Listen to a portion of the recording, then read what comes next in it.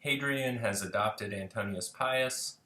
He has kind of quietly withdrawn from public life, gets a little depressed, takes some poison, and kills himself.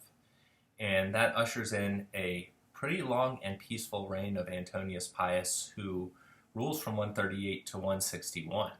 And a lot of historians have considered this reign the calm before the storm that's going to be taken up by his successor, Marcus Aurelius.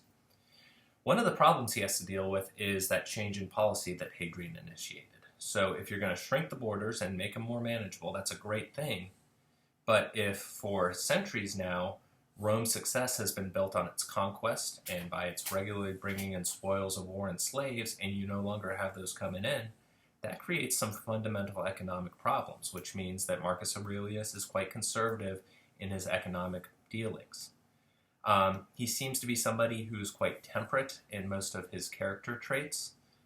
He actually stays the persecution of Christians, which had been an easy scapegoat group for individuals who want to root out non-Roman activity, and we'll talk a little bit more next lecture about why Christians are seen as so undermining to the Roman Empire until the 4th century.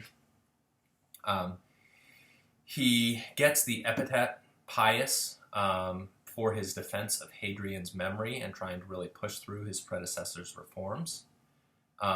He has 4 children, and one of those children marries Marcus Aurelius, who is his adopted son and successor, and who you might recognize from the opening scenes of a famous movie.